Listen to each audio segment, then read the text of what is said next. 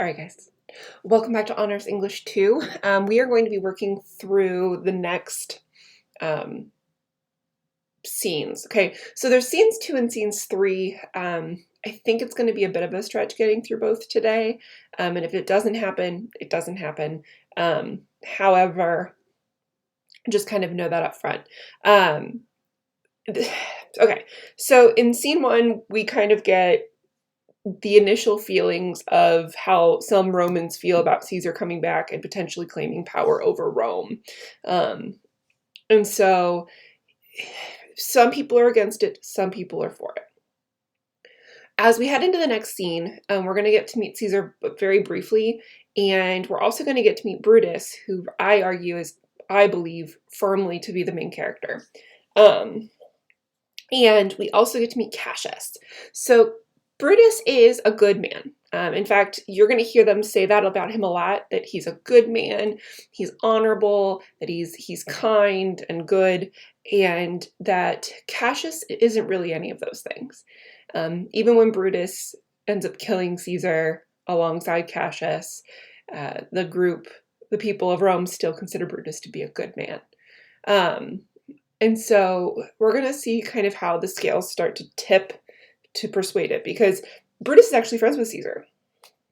And I think that's something that a lot of people always get surprised about is Brutus was actually really good friends with Caesar. He mentions it here. It's even asked in your questions for number 3, despite their friendship, why doesn't Brutus want Caesar to become king? All right, there's a lot more at play here than just liking someone. And Brutus is loyal to Rome. He's not loyal to Caesar, he's loyal to Rome. All right. And so we're going to start reading. I'll try to make sure that I'm covering everything that you need to, and I'll go through the questions. I've marked a few of them next to the sections that they belong to, so just kind of keep an eye out for that, but I'll stay in this.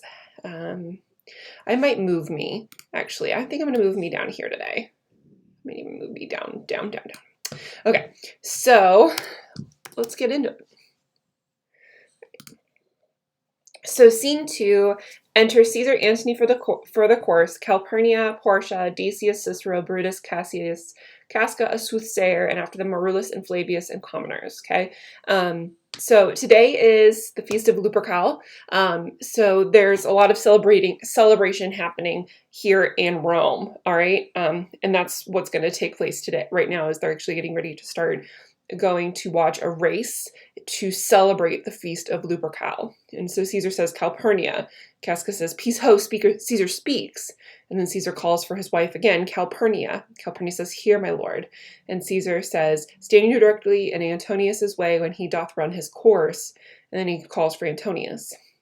Antony, Caesar, my lord, forget not in your speed, Antonius, to touch Calpurnia, for our elders say the barren touched in this holy chase shake off their sterile curse.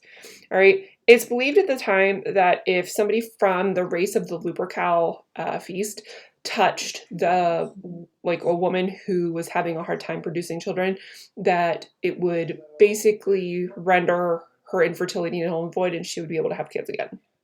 I don't know where these superstitions come from, but they're everywhere in this play.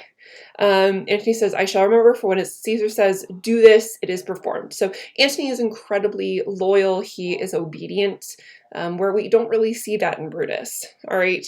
And Caesar says, set on and leave no ceremony out. Soothsayer, Caesar. Caesar says, who? Ha, who calls? Casca says, bid every noise be still, peace yet again. A soothsayer is like a prophet. Casca, bid every noise be still, peace yet again. Caesar!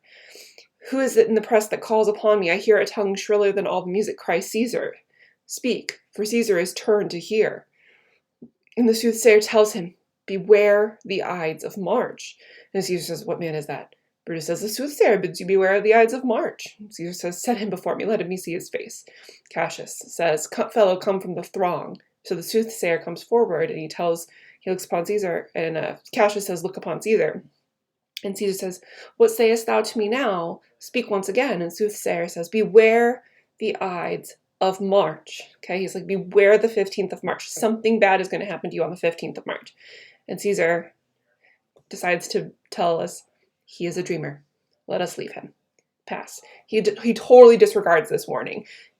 The soothsayer is correct. The 15th of March is the day that Caesar dies. All right. And so Cassius says, so everybody leaves but Brutus and Cassius. So these two stay behind and they're going to have a conversation. Now, Brutus, we don't get a ton of information about to begin with, but just know he is a noble Roman. That's how they describe him a lot of times, and that he loves Rome. He loves it more than anything. And so Cassius says, will you go see the order of the course? Are you going to go see the race? And Brutus says, not I. And Cassius says, I pray that you do. And Brutus says, I'm not gamesome. I do lack some part of that quick spirit in Antony.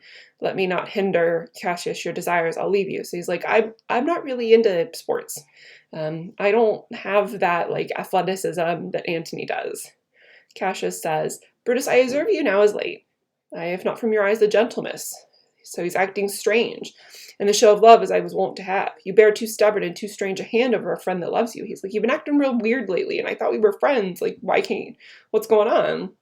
Brutus says, Cassius, be not deceived if I have veiled my look, if I have hidden what's wrong with me.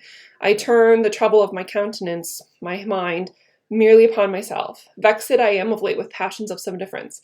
Conceptions only proper to myself. He's like, I've got these thoughts, and I really only have them in my head, and I don't want to share them. Which gives some soil perhaps to my behaviors. He's like, so these thoughts probably have stemmed into how I'm acting. And let not therefore my good friends be grieved, among whichever Cassius you be one. He's like, don't worry about me. I'm fine. You know, we're friends. Don't worry. He's like, don't construe further my neglect. Okay. And construe means like mistake. Oops.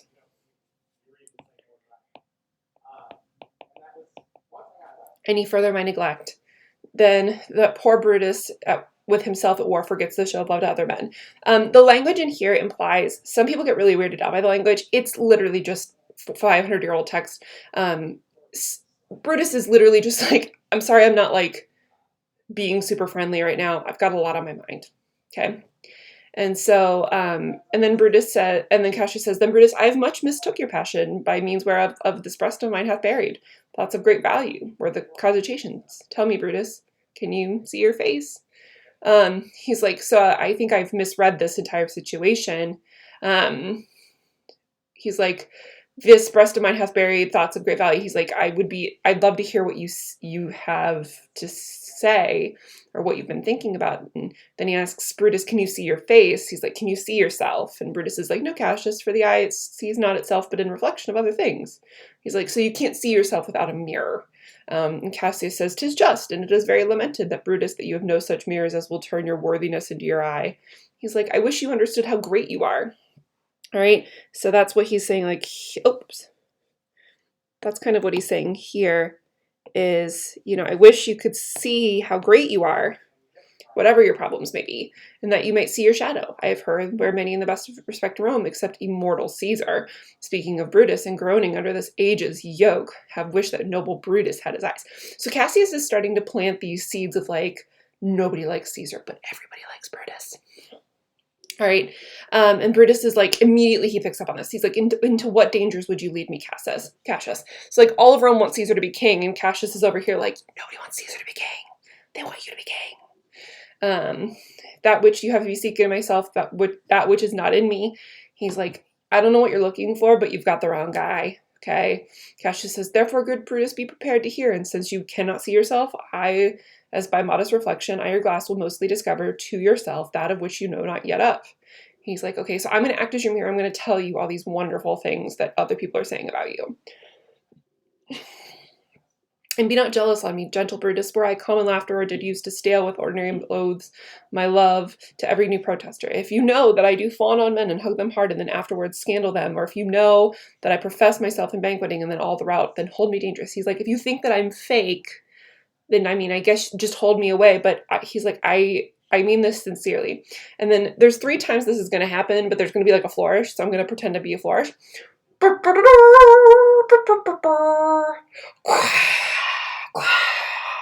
Caesar! All right. And then Brutus says, what means this shouting? I do fear that the people choose Caesar for their king. He's like, whatever Brutus is thinking about, it includes Caesar. He's like, I'm worried people want Caesar as their king. Cassius jumps on this. He's like, do you fear it? Then I must think you would not have it so. He's like, so you fear that? I would think you maybe don't want him to be king if that's how you're saying it.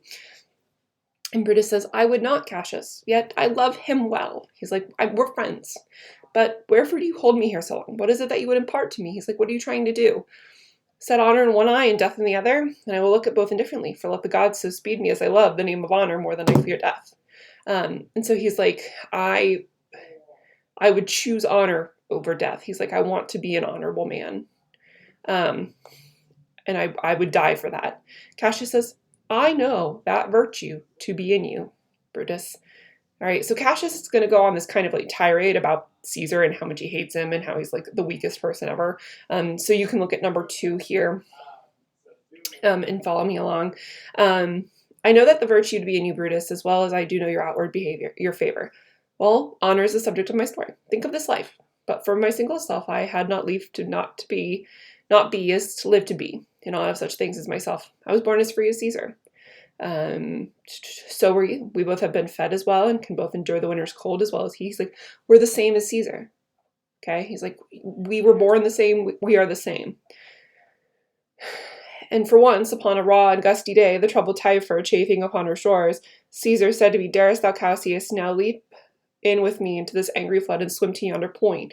And upon that word, accounted as I would, I plunged in and bade him follow. So indeed he did, and the torrent roared, and we did buffet with the lusty sinews, throwing it aside and stemming it with the hearts of controversy. But ere we would arrive at the point proposed, Caesar cried, Help me, Cassius, or I sink. All right, and I, as did Aeneas, our great ancestor, did from the flames of Troy upon his shoulder the old Anchises bear, for the waves of the Tiber did I, the tired Caesar. And this man has now become a god. He's like, so once Caesar basically asked me to jump into the Tiber River and swim to like a section of it. And then while I made it, he started to drown. And so I saved him. And he's like, and we are born the same as Caesar, but yet he gets to become a god over the two of us. Like, I don't understand. So Cassius is jealous of Caesar here. Then he says, and this man has now become a god, and Cassius is wretched, that must bend his body if Caesar carelessly would not upon him. He had a fever in Spain. Okay, so like I said, Cassius is very jealous. He's like, I have to bow to this guy, even though he almost drowned once. You know, even though we were born the same, and even though he almost drowned once, and I saved him, he gets to be the god. He had a fever when he was in Spain, and when the fit was on him, I did mark how he did shake. 'Tis true, this god did shake. His coward lips did that from their colour fly, and the same eye whose bend doth all the world did lose his lustre. I did hear him groan, I, and mark him and write his speeches in the books. Alas, it cried, give me some drink, Titinius, as a sick girl. Ye gods, it doth amaze me, a man of such feeble temper would get to the start of the majestic world and bear the palm alone. So he's like, and then one time I was in Spain and Caesar got sick, and then and he started crying like a little girl, but yet this man still gets to be a god. He's like, I don't get it. All right. And so you can tell there's a lot of like jealousy here, you know, why does he get to be amazing and I don't? And then there's another shot in Flora, so and then Brutus says another general shout. I do believe these applauses are for some new honors heaped upon Caesar. So once again, Brutus reveals to us that he's nervous that this is about Caesar. And Cassius says, why, man, he doth stride the world like a narrow world like a colossus, and we petty men walk under his huge legs and peep about to find ourselves dishonorable graves. Men at sometimes are masters of their own fates. The fault, dear Brutus, is not in our stars, but in ourselves that we are underlings. If you've ever read The Fault in Our Stars by John Green, that he got the title from here, and if you've ever seen Mean Girls, Gretchen Wieners actually does a huge, like, I'll post it, but she goes like on this rant for this section of this play. Okay, and then Cassius continues on. He's like, Brutus and Caesar, what should be in that in Caesar? Why should that name be sounded more than yours? He's like, why does he get to be better than you? Write them together. Yours is a fair name. Weigh them. It's as heavy. Conjure with them. Brutus will start a spirit as soon as Caesar. Now in the names of all the gods at once, upon the meat doth the Caesar feed, that he has grown so great. Age, thou art shamed. Rome, thou hast lost the breed of noble bloods. When went there by age since the great flood, but it was famed no more with one man. When could they say, till now that talked of Rome, that her wide walks encompass but one man? Now it is Rome indeed, and ruin enough, but when there is in it but only one man. Oh, you and I have heard our fathers say that there was once a Brutus that would have brooked the eternal devil to keep the state of Rome as easily as king.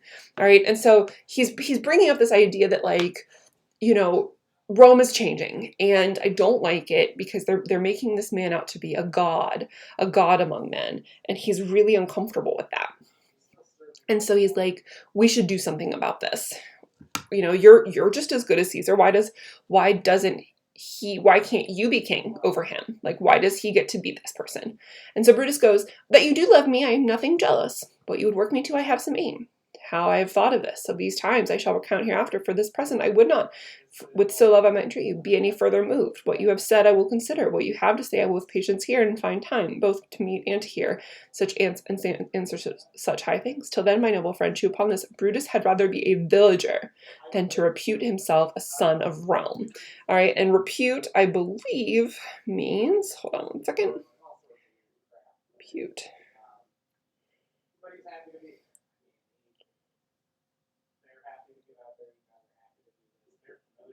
Okay. So Brutus is saying here that he would rather go back to being a villager if Caesar becomes king, because he doesn't want to call himself a son of Rome if Caesar chooses is king. And so, and he even says, under these hard conditions as this time is like to lay upon us, I'm glad my weak words have struck such a show of fire from Brutus, says Cassius. And so enter Caesar and his train. So there's this big exchange between these two characters, and Cassius is very much trying to turn, almost like the neck of Brutus, he's trying to turn Brutus's thoughts kind of one way or the other. He's trying to plant this idea within Brutus that, you know, there's no reason Brutus couldn't have been king. He doesn't understand why Caesar gets to be king. And so enter Caesar and his train. So they're going to come back into the scene. Brutus says the games are done and Caesar is returning. Cassius says as they pass by, pluck Casca by the sleeve, and he will, after his sour fashion, tell you what hath proceeded worthy of note today. And Brutus says, I will do so, but look you, Cassius, the angry spot doth glow upon Caesar's brow, and all the rest look like a chidden train. Calpurnia's cheek is pale, and Cicero looks like such a fair with such fiery eyes, all that we have seen in the Capitol being crossed in conference with some senators. So as Caesar and his posse leave the games, it looks like something's gone wrong. And so Cassius says, Casca will tell us what the matter is. And Caesar says, Antonius. Antony says, Caesar. Caesar says, let I have men about me that are fat. He literally means that. Sleek-headed men with such sleep nights. Young Cassius has a lean and hungry look. He thinks too much. And such men are dangerous. And so Caesar's like, I don't trust Cassius, and I think Caesar's right to not trust him. Antony goes, fear him not, Caesar. He's not dangerous. He's a noble Roman and well given. Caesar says, would he were fatter, but I fear him not. Yet if my name were liable to fear, I do not know what this man I should avoid. I do not know what man I should, so as spare as Cassius. He reads much. He's a great observer. He looks, oh, this is stuff from a different question. Get rid of all this. All right. So I do not know what the man I should avoid, so soon as spare Cassius. He reads much. He's a great observer. He looks quite through the deeds of men. He loves no plays, as thou dost. Antony hears no music. Seldom he smiles, and smiles in such a sort of way as if to mock himself and scorn his spirit. That would be moved to smile at anything. Such men may never be at his heart's ease, whilst they behold greater than themselves, and therefore they are very dangerous. I rather tell thee what is to be feared than I fear, for always I am Caesar. Come to my right hand, for this ear is deaf, and tell me truly what thou thinkst of him. Okay, so he's like, I don't trust him. He doesn't like plays, he doesn't smile, he thinks too much. I'm not a fan. I don't like him, don't trust him. Casca remains behind, and Casca says, you've pulled me by the cloak. So everybody leaves but Casca, and then Brutus and Cassius. And he says, you pulled me by the cloak. Would you speak with me? Brutus says, I, Casca, tell us what hath chanced today that Caesar looks so sad. And Casca says, why, you were with him, were you not? And Brutus is all like, if I was with him, I should not ask then Casca what had chanced. And Casca says, why, there was a crown offered him, and being offered him, he put it by 3 times. And being offered him, he put it by with the back of his hand thus, and the people fell a-shouting. And Brutus says, what was the second for? Casca goes, why that too? And then they shouted thrice, what was the last cry for? And he says, that too. And so Caesar was offered the crown 3 times, and he pushed it away every time. So they were like, Caesar, be our king. And he's like, no. Caesar, be our king. No. Caesar, be our king. And he's like, nah, I'm good. And we're going to get to why they think he did that here in a second. And so, was the crown offered him thrice? I, Mary, was. And he put it by thrice, every time much gentler than the other. And at every putting by, mine honest neighbors shouted. And Cassius says, who offered him the crown? And Cassius goes, by Antony. And Brutus says, tell us the manner of it. So we can include the fact that Antony wants Caesar to be king as another difference between him and Brutus. All right? And then Brutus is like, tell us what really happened. And so Casca says, well, I can be as well hanged as tell the manner of it. It was mere foolery. I did not mark it. I saw Mark Antony offer him a crown. Was not a crown, one of those coronets. And as I told him, he put it by once, and for all that, to my thinking, he would have feigned to have it.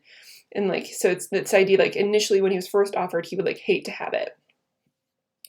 And then he was offered it to him again, and he put it by again. But to my thinking, he was very loath to lay his fingers off of it. So on the second time, it was almost like Caesar didn't want to let go. And then he put it the third time by, and he still refused. The rabblemen hooted, the group rabblemen hooted and slapped their chopped hands and threw up their sweaty nightcaps and uttered such a stinking breath because Caesar refused the crown that it almost choked Caesar, for he swooned and fell down. And for my own part, I durst not laugh for fear of opening my lips and receiving bad air. So he says, like, on the third time, people became so overwhelming that it overwhelmed Caesar, and he actually fainted. And Cassius says, but soft, I pray you, what did Caesar swoon? And Casca says, he fell down in the marketplace and foamed at the mouth and was speechless. Brutus says, 'tis very much like he has the falling sickness. And he's implying that maybe Caesar has epilepsy. He became overwhelmed. Cassius says, no, Caesar hath it not, but you and I, honest Casca, we have the falling sickness. He's like, so Caesar doesn't have the falling sickness. We have the falling sickness. I know not what you mean by that, but I am sure that Caesar fell down. If the ragtag people did not clap him and kiss him according as he pleased and displeased them, as they do to the players in the theater, I am no true man. So Casca thinks that Caesar was like playing this up to see how much they want him to be king. Okay, I have 2 pages left. Brutus says, when he said he came unto himself, Mary, he fell down and was perceived the common herd was glad. He refused the crown. He plucked open his doublet and offered them his throat to cut. And I have been a man of any occupation and would have taken him at a word. I might go to hell among rogues. And so he fell, and when he came into himself again, he said, if I had done or said anything amiss, he desired their worships to think it was his infirmity. 3 or 4 wenches where I stood cried, alas, good soul, and forgave him with all their hearts. But there is no heed to be taken of them. If Caesar had stabbed their mothers, they would have done no less. So Cassius is implying that the people of Rome love him so much that if he had stabbed their own mothers, it wouldn't have been that wouldn't have been a problem. And everybody in this play is very dramatic, but Casca literally says, like, Caesar awoke from his seizure and, like, ripped open his shirt and said, like, stab me if I've done anything to offend you. They keep talking. I'm gonna kind of just summarize the rest of this. They keep talking. We find out that Marullus and Flavius, the guys from the first scene, actually are put to death because of what they did. And then Cassius ends this scene by basically saying, like, who is so firm that cannot be seduced? He's like, I will get Brutus to my side yet. All right. And he even says, he's like, I'm going to write a bunch of letters in a bunch of different hands. So he's going to write them in a bunch of different handwritings and then throw them in Brutus's window tonight to make him think that more people want him to be king than probably do. All right, so that's where we're going to leave off for today because I like to keep my videos to about 20 minutes with this.